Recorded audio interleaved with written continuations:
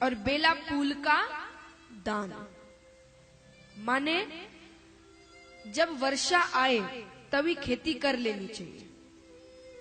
हम सोचेंगे कि 2 दिन बाद करेंगे तो वो खेती होगी नहीं।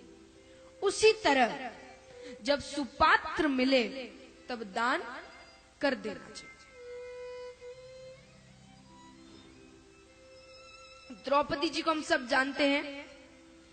द्रौपदी जी अपने पिछले जन्म में भी नारी ही थी। एक बार वह नदी में पानी भरने गई तो वहां एक बूढ़े ब्राह्मण भी स्नान कर रहे थे। संयोगवश उनकी लंगोटी पानी में बह गई। बाहर सब महिलाएं खड़ी थी।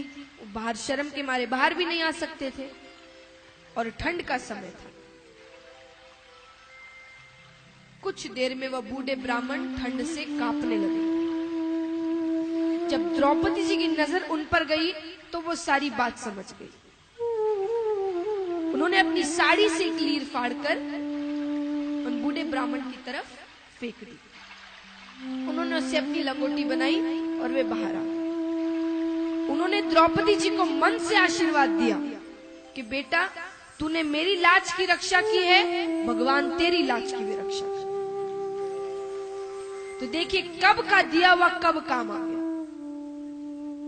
जब ठाकुर जी साड़ी बढ़ा रहे थे तो ठाकुर जी ने कहा कि आरतवान अतीत को दियो चीर की लीर। आरतवान अतीत को दियो चीर की लीर और मैं न बढ़ायो द्रौपदी तू ही बढ़ाई चीर। तो ठाकुर जी अपने पास नहीं रखते। आप जितना दान करोगे उससे डबल वो आपको वापस करेंगे। पर दान करें। बहुत जन कहते हैं कितने मेहनत से कमाया हुआ धन कैसे किसी को दे दें। पर इसी मेहनत से कमाए हुए धन को मैंने शादियों में पार्टियों में पानी की तरफ बहते देखा है। पानी की तरफ बहते। करिए, कोई विरोध नहीं है।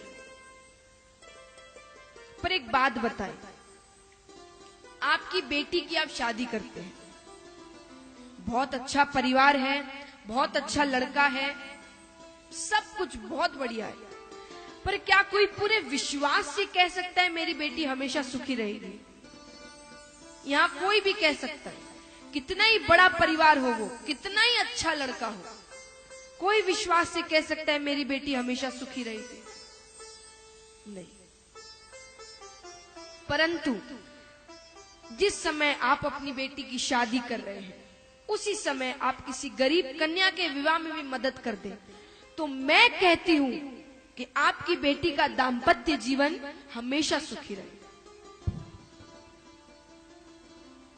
50 लाख की गाड़ी खरीदते हैं, खरीदिए, कोई विरोध नहीं है। पर जब खरीद रहे हैं तभी 40-50 बैसाखी किसी विकलांग को दान कर दे तो गाड़ी आपको हथेली पे रख के चलेगी। तो दान। और महाराज कलयुग में एकमात्र दान ही ऐसा साधन है जिससे आपका कल्याण, आपकी मुक्ति हो सकती है, आपके पाप कट सकते हैं। और कुछ करने की हमारे में तो उतनी ताकत नहीं है। तो दान ही एकमात्र ऐसा साधन है। तो दान करें और जितना हो सके उतना। मैं नहीं कहती आपसे भरपूर दान करें, जितना हो सके, जो समर्थ है वो करे। विचार करें महाराज, आज परिवार में जो कमाता है वो अगर कह दे कि मैं कमा रहा हूं तो मैं ही खाऊंगा बस, तो परिवार चल सकता है? बताइए, परिवार चल सकता है? अगर कमाने वाला कहे कि सिर्फ मैं ही खाऊंगा, मैं कमा रहा हूं तो नहीं। तो हम सब भी ठाकुर जी के परिवार हैं। उसमें से कुछ भक्त हैं जो समर्थ हैं, जो कमाने वाले हैं परिवार के। पर आज हम क्या कर रहे हैं कि मैं कमा रहा हूं तो मैं ही खाऊंगा। ऐसे ठाकुर जी का परिवार तो नहीं चल सकता। उन्होंने हमें समर्थ इसीलिए बनाया है कि हम अपनी जरूरतों के साथ गरीबों की भी मदद करें। तो महाराज जितना बन पड़े आपसे उतना दान करें, पर जरूर करें।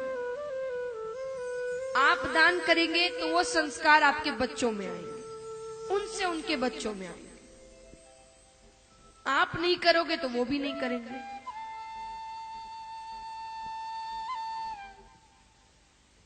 तो महाराज जरूर करें, सबसे निवेदन है जितना आपसे हो सके उतना दान करें।